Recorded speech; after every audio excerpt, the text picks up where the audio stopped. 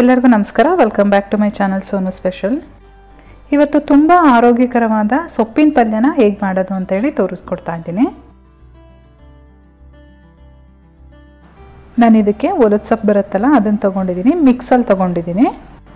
ನೀವು ಬೇಕಾದರೆ ಮೆಂತ್ಯ ಸೊಪ್ಪು, ದಂಟಿನ ಸೊಪ್ಪು, ಹಾಗೆ ಸಬ್ಬಸಿಗೆ ಸೊಪ್ಪು, ಈ ಥರ ಯಾವ ಸೊಪ್ಪು ಬೇಕಾದರೂ ತೊಗೊಳ್ಬೋದು. ಇದನ್ನು ಈ ರೀತಿ ಸ್ವಲ್ಪ ದಪ್ಪದಾಗಿ ಕಟ್ ಮಾಡಿ ಇಟ್ಕೊಳ್ತೀನಿ. ಮನೆಯಲ್ಲಿ ಗರ್ಭಿಣಿ ಬಾಣಂತಿಯರಿದ್ದರೆ ಈ ರೀತಿ ಸೊಪ್ಪಿನ ಪಲ್ಯ ಮಾಡಿಕೊಡಿ. ಹಾಗೆ ಮಕ್ಕಳಿದ್ದರೆ ಮಕ್ಕಳಿಗೂ ಕೂಡ ಈ ರೀತಿ ಸೊಪ್ಪಿನ ಪಲ್ಯ ಮಾಡ್ಕೊಳ್ಳಿ. ಇದರಿಂದ ನಮಗೆ HP ಲೆವೆಲ್ಲು ಚೆನ್ನಾಗಾಗುತ್ತೆ. ನೋಡಿ, ಇವಾಗ ಕಟ್ ಮಾಡಿ ಇಟ್ಕೊಂಡಿದ್ದೀನಿ.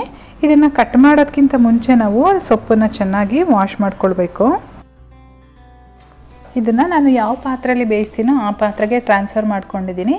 ಹಾಗೆ ಒಂದು 3 ಕಪ್ಪಷ್ಟು ನೀರನ್ನು ಸೇರಿಸ್ಕೊಂಡು ರುಚಿಗೆ ತಕ್ಕಷ್ಟು ಉಪ್ಪು ಹಾಕ್ಕೊಳ್ತಾ ಇದ್ದೀನಿ.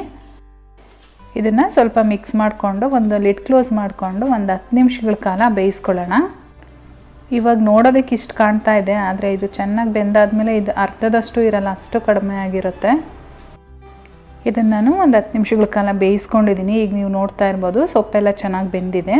ಇವಾಗ ಇದರಲ್ಲಿರೋ ನೀರನ್ನು ನಾವು ಸಪ್ರೇಟ್ ಮಾಡ್ಕೊಳ್ಬೇಕು. ನಾನಿವಾಗ ಸ್ಟವ್ ಸ್ವಿಚ್ ಆಫ್ ಮಾಡಿಕೊಂಡು ನೀರು ಮತ್ತು ಸೊಪ್ಪು ಎರಡನ್ನೂ ಸಪ್ರೇಟ್ ಮಾಡಿ ಸೈಡಲ್ಲಿ ಎತ್ತಿಟ್ಕೊಂಡಿರ್ತೀನಿ. ಸ್ಟವ್ ಮೇಲೆ ಒಂದು ಫ್ರೈಯಿಂಗ್ ಪ್ಯಾನ್ ಇಟ್ಕೊಂಡಿದ್ದೀನಿ. ಇದಕ್ಕೆ 1 ಟೇಬಲ್ ಸ್ಪೂನಷ್ಟು ಎಣ್ಣೆ ಹಾಕ್ಕೊಂಡು ಸಾಸಿವೆ ಹಾಕ್ಕೊಳ್ತಾ ಇದ್ದೀನಿ. ಸಾಸಿವೆ ಸಿಡಿಯೋಕ್ಕೆ ಸ್ಟಾರ್ಟ್ ಮಾಡಿದ್ಮೇಲೆ ಹಸಿ ಕರಿಬೇವಿನ ಸೊಪ್ಪನ್ನ ಸೇರಿಸ್ಕೊಳ್ತಾ ಇದ್ದೀನಿ.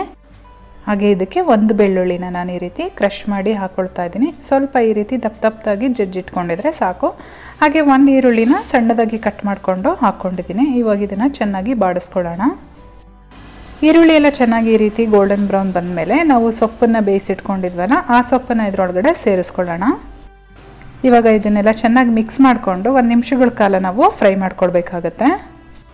ನಾನು ಸೊಪ್ಪು ಬೇಯಿಸಬೇಕಾದ್ರೇ ಉಪ್ಪು ಸೇರಿಸ್ಕೊಂಡಿದ್ದೀನಿ. ಹಾಗಾಗಿ ಇವಾಗ ನಾನು ಮತ್ತೆ ಉಪ್ಪು ಹಾಕೋಕ್ಕೆ ಹೋಗೋದಿಲ್ಲ. ನೀವೇನಾದರೂ ಕಡಿಮೆ ಹಾಕ್ಕೊಂಡಿದ್ರೆ ಈ ಟೈಮಲ್ಲಿ ಸ್ವಲ್ಪ ಉಪ್ಪನ್ನು ಸೇರಿಸ್ಕೊಳ್ಬೋದು. ವಾರದಲ್ಲಿ ಒಂದು ಸರಿನಾದರೂ ಈ ರೀತಿ ಸೊಪ್ಪಿನ ಪಲ್ಯ ಮಾಡ್ಕೊಂಡು ತಿನ್ನಿ. ಆರೋಗ್ಯಕ್ಕಂತೂ ತುಂಬಾ ಒಳ್ಳೆಯದು.